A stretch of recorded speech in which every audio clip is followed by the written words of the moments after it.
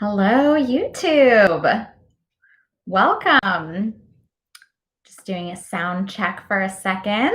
I hope everything is recording correctly. Okay, it says I'm live. We should be good to go. Welcome to another live recording of the Are You Green podcast. I love being able to record the podcast live. I feel like you guys make a much stronger connection with me when I'm doing this kind of recording. And there is a lot to report today.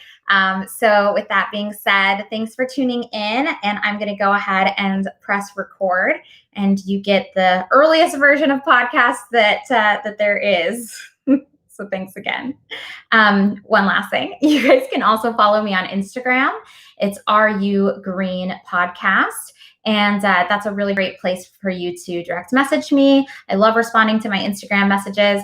I'm also starting this thing where you can record a message through Instagram, like a question. So if you record a question like a minute long or less, then I can go ahead and play it on the podcast and respond in real time. So really excited to see those questions pour in. So let's get started. Hello, traders and friends. Today is Friday, November 20th. Welcome to the Are You Green podcast. Today has been an exciting big sell day for me as a swing trader. You know, I am holding a lot in my brokerage accounts. So it's really great when I have a day where a bunch of my sell orders come through, and I can, report that the target was hit. So we'll dive into that in a bit. But the SPY opened at 357.45. Previous close was 357.78. And is the SPY green? No, it is not. It is in the red. XLK, the technology sector, is opened 121.47. Previous close was 121.36. And right now it's around 121. So the XLK technology sector is also in the red. And now the question everybody wants to know, are you green?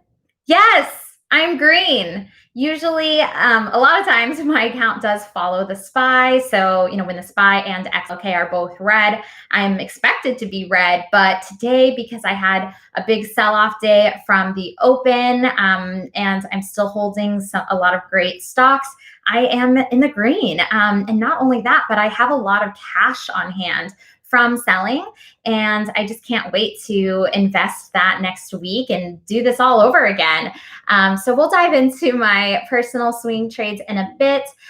In terms of the market, when we take a step back and look at it from a bird's eye view, there's been a lot of churning, but that being said, this sell-off or this red day, it's not a huge impact. We're not, really in the red by that much. So it's actually a really good time in the market, considering what's been happening in the world.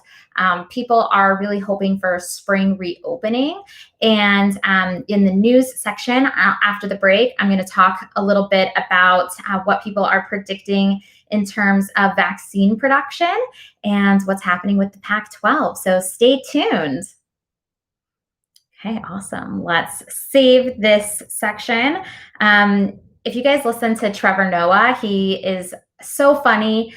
He records a daily show, and one of the things he does is he has like between the scenes, and that's kind of what I feel like this is right now. I'm adding the segment to my podcast, and YouTube gets a special glance between the scenes. So yeah, thanks for stepping in, guys. There is a piece of news later on towards the show where I need to look up the exact details before I record it. So you guys will be in on that as well.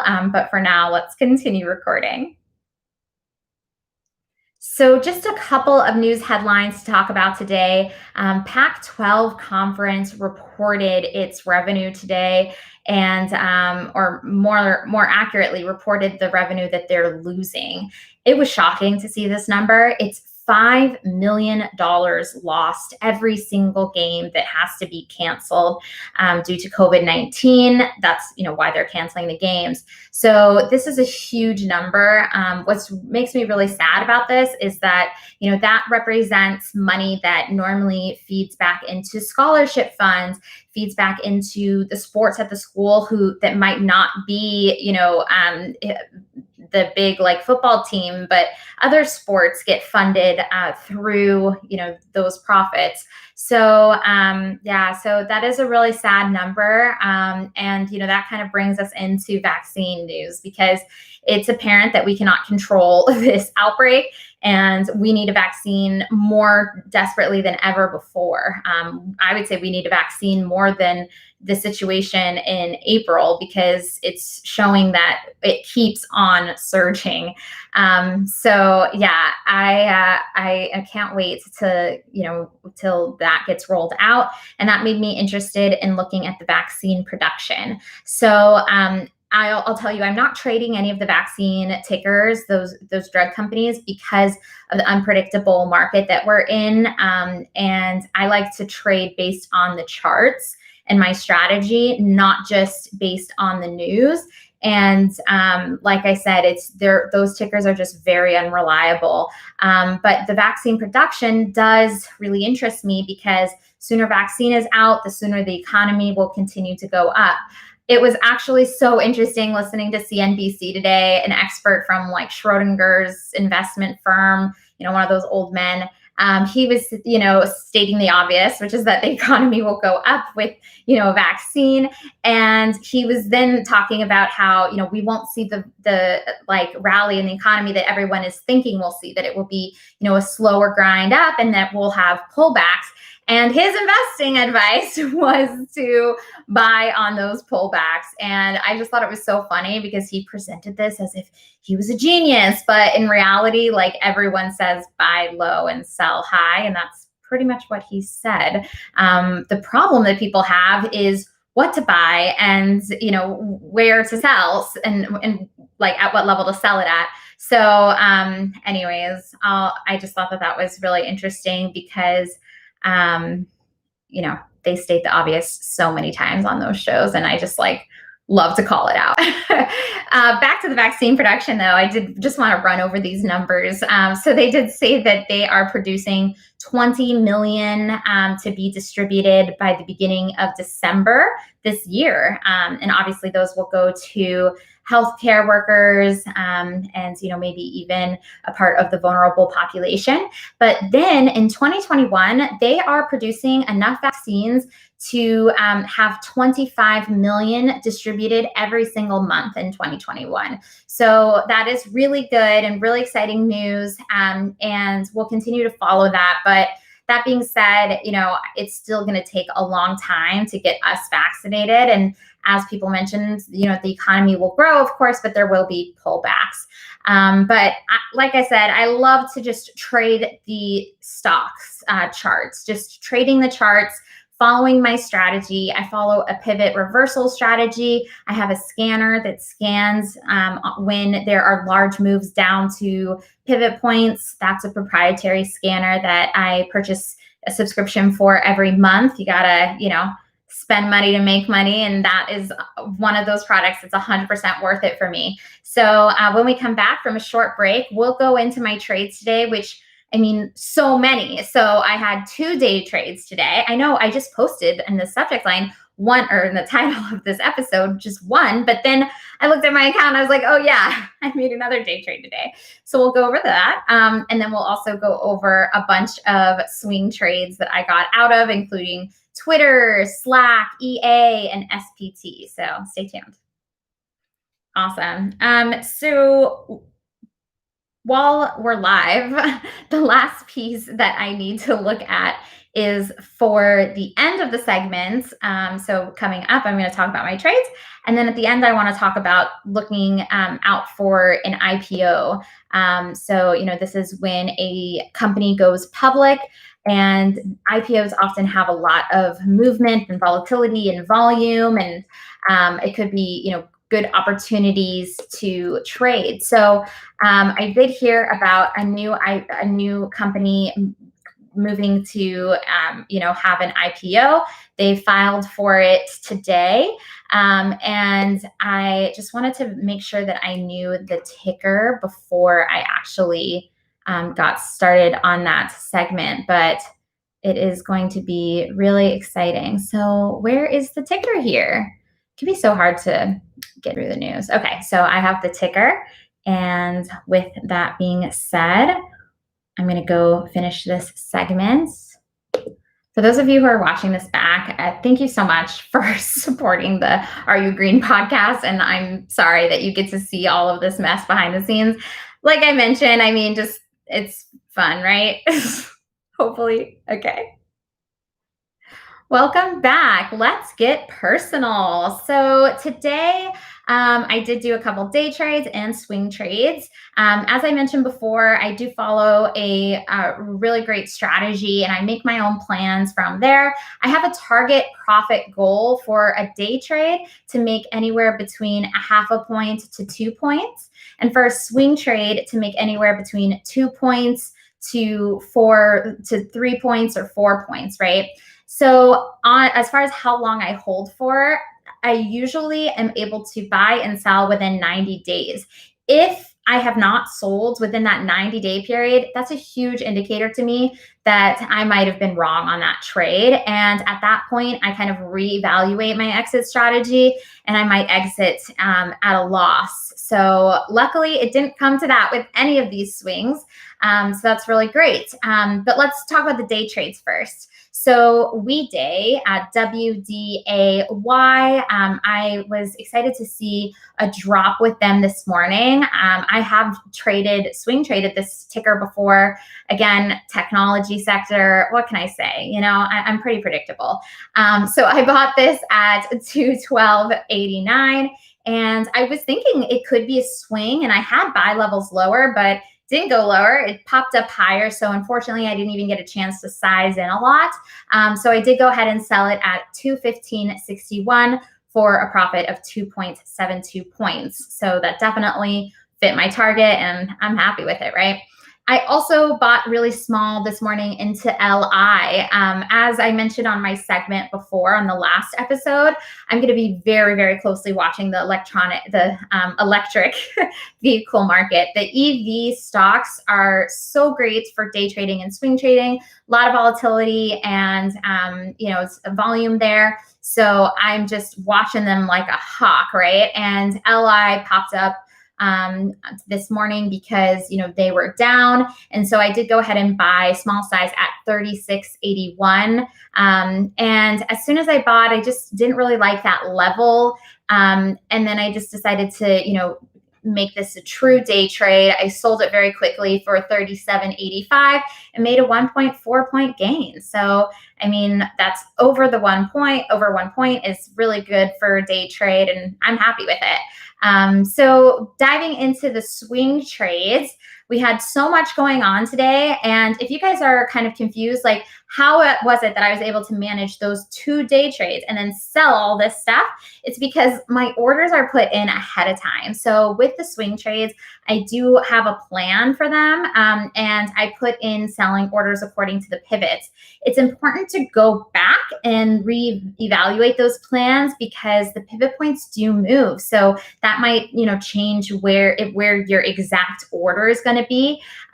So yeah, but besides that, I put those orders in and I forget about it. And then when they get filled, I'm just like, cha-ching, cha-ching. So Twitter, TWTR, we'll start with that one. I entered the trade on October 30th. My average was 41.92. I have my target goal was 45.15. I sold a small piece early on today at 44.28. And I got, I got 2 points, 2.36 was my gain. So over 2 points is really good in my target profit. I took it, but I left a lot on for a sell at 45.15. And it came this afternoon, right before this podcast recording. So That was really great. I'm out with a gain of 323 on that one. So a little over 3 points. Again, just right at my, sweet target for selling. Another stock I sold today was EA. You guys know Electronic Arts. I've been in this for a while. My average is at 111.60, so really, really low average on this one. I did sell a piece of it on November 12th for 122, making 10 points. So that was such a great trade. I left a little piece on with EA because, I felt like it was worth it to leave a small piece on and to really see if it can get to 123, which was my original goal. I have been watching it since, very closely since the November 12th sell. Last night, I decided to lower the target to 121.20. So it's a little bit lower than what I sold the first piece for, but I just didn't like where the pattern was going here. And I really just thought, it's gone a little too long at this point. I would rather have the cash to trade next week. So I did sell that for 121.20 with a net gain of 9.6 points. So, over 9 points, really, really great for a swing trade. And that's another thing that you really need to evaluate with your trading plan and your strategy.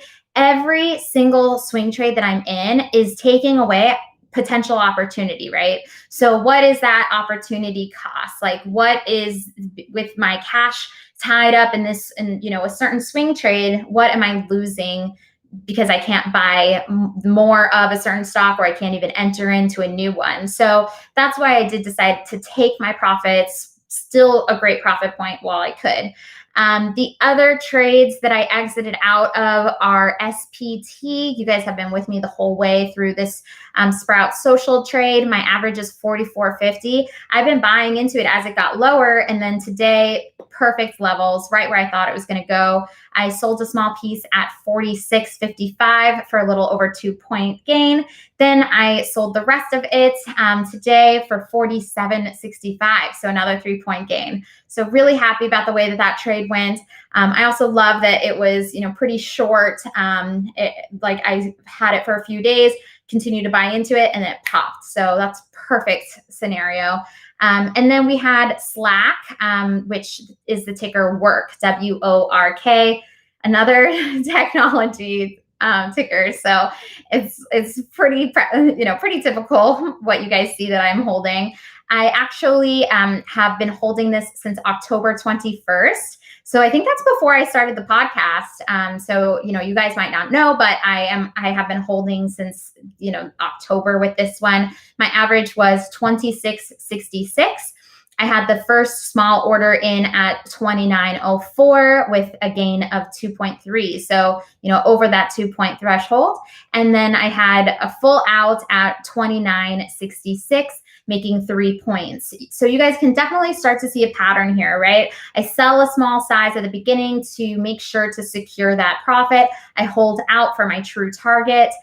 So this kind of strategy helps so much because, first of all, you're not, if that makes sense. Basically, you're taking your profits where you can a little bit before your target. And then when the target comes, you definitely do get a big reward, but you've already minimized so much risk by securing profits.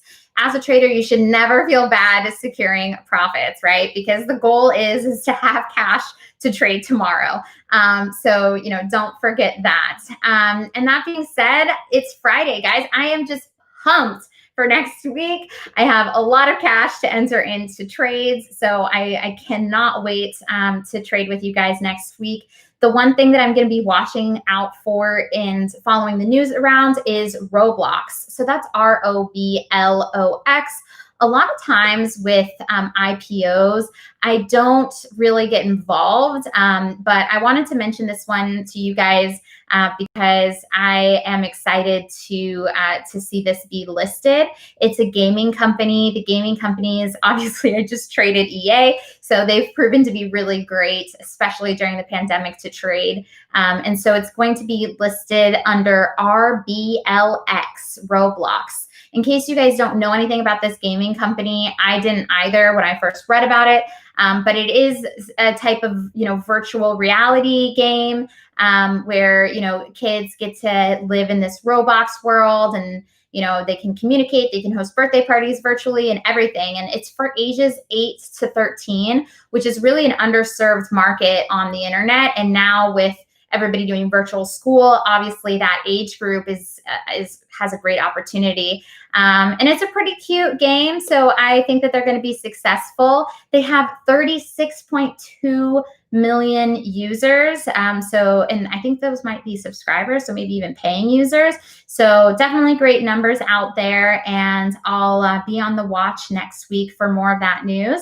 And the last thing to mention is the electric vehicles. I'm just going to be, watching those continually. The Tesla is on the road to the S&P 500. I do have some levels if the stock dips. So we'll continue to dive into that, as well as opportunities with other electric vehicles tickers like LI. I also had an order this morning for FSR, Fisker. It didn't get filled, but hey, there's always the movements next week. So thank you so much for tuning in today. Please be sure to check out my Instagram account for the podcast, Are You Green Podcast. What I love about this account is I can reply back to direct messages. I can post some new up-to-date news, and also just stay more engaged with the listeners. So I'm really excited that we had such a great week together, and I can't wait for next week. Take care, traders and friends. Bye. Awesome. So that's the end of the podcast. Thank you so much for watching on YouTube, whether you're watching live right now or you're watching later. I think it's such a great platform to be able to connect with you. A lot of traders out there are full of, crap. And I love just being able to be real with you guys. I say this quote all the time, but if a trader, an investor, if they don't say, I don't know, then they're lying. So, we're just reacting to the market together, and I can't wait for next week. As always, I will be trading live on YouTube on Tuesdays, Wednesdays, and Fridays. But I am recording this podcast every single day. So you can listen on Spotify, Apple Podcasts, wherever you listen to podcasts. So I'll see you next week. Bye.